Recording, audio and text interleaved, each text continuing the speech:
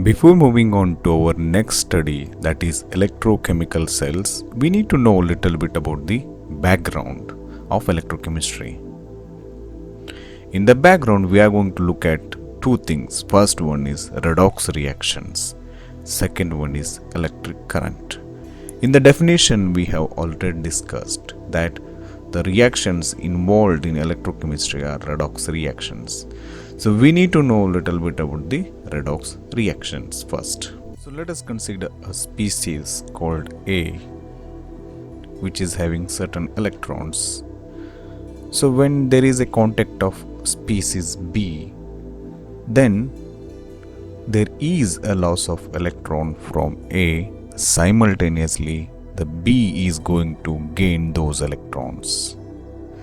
So this loss of electron is called as oxidation, and this gain of electron is called as reduction, and these two happen simultaneously. So such type of reaction where there is a oxidation and reduction involves is called as redox reaction. In the class 11 chemistry, we have studied already about the redox reaction. So there are many types of redox reactions. First one is combination reactions. Second one is decomposition reactions. Third one is displacement reactions. In displacement reactions, there are two types. First one is metal displacement reactions.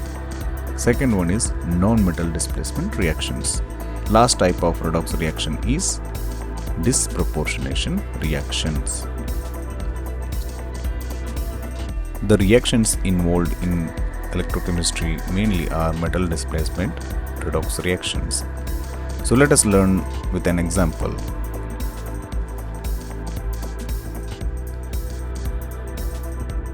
So zinc, when reacts with aqueous copper plus 2 ions, there will be formation of aqueous zinc plus 2 ions and copper.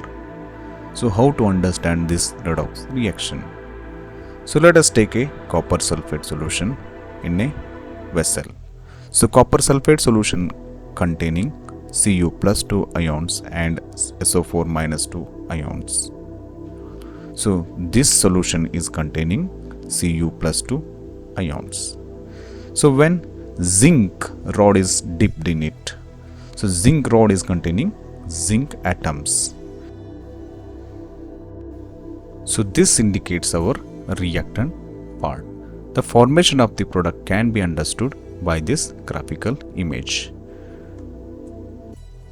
So this indicates our zinc rod, and this indicates our copper plus 2 ion solution part.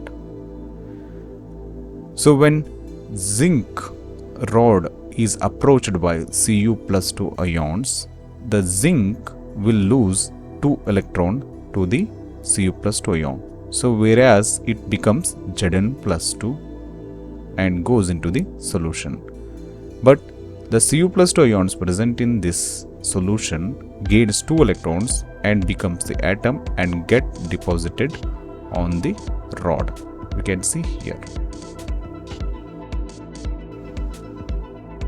So by this redox reaction, we can understand that the zinc rod will start to lose its concentration. It means that zinc dissolves in this copper plus 2 solution, whereas the copper starts to deposit on this zinc rod. So the concentration of Zn plus 2 ion in this solution increases. Simultaneously, the concentration of Cu plus 2 ions in this solution decreases because it starts to deposit on the rod.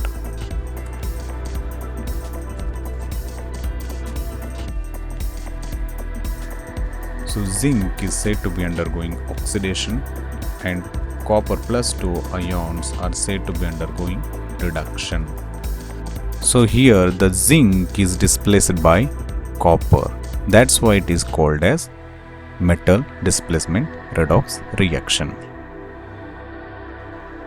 So let's look at the another background of electrochemistry, that is electric current. So let us understand some important terminologies. First one is electric current, which is indicated by I.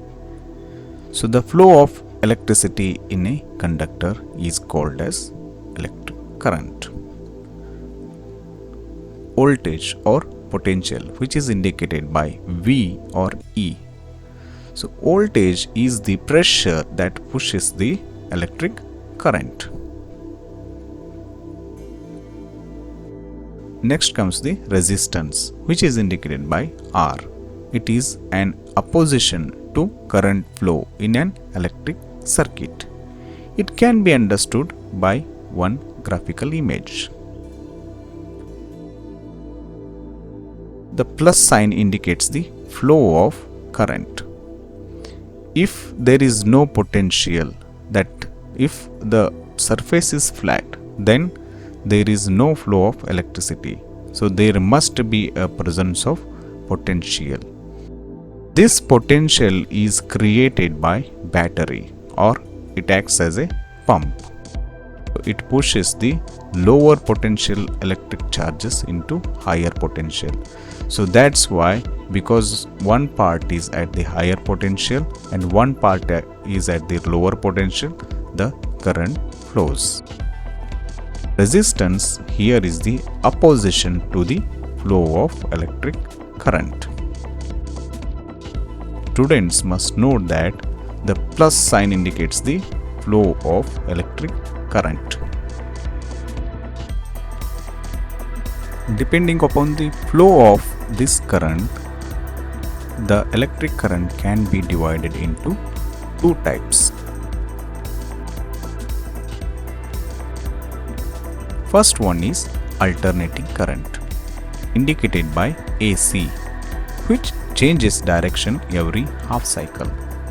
Second one is direct current, indicated by DC.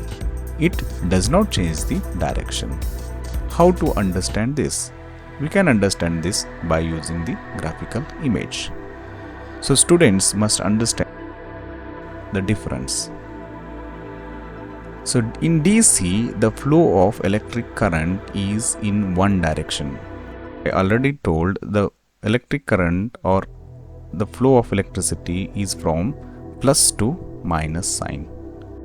That's why. So this is direct current. Here the voltage is linear or voltage is constant. So in AC, the direction of the current changes every half cycle. So in the first half cycle, the direction of the current is from left to right, which is indicated by the voltage here. In the second half cycle, the direction of the current indicated by it is from the minus to the positive sign, which is indicated by this half cycle.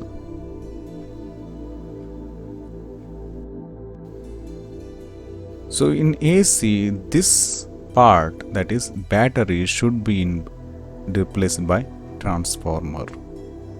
The flow of electric current in a circuit is governed by Ohm's law, which is indicated by the relation V is equal to I into R. So we have come across two types of electric current. But the electric current which is produced or used in the electrochemistry is direct current. So let us look at the direct current with the help of this graphical image.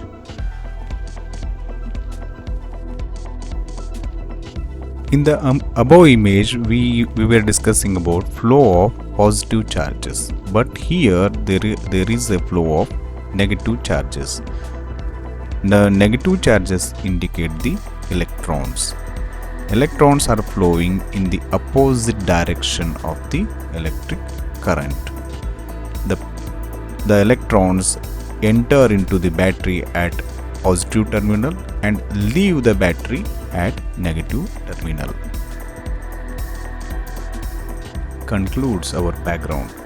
So in the background, we discussed about the redox reactions.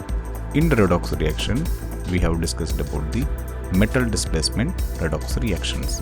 In the electric current section, we discussed about the AC and DC, but the type of electric current which we use or produce in the electrochemistry is direct current.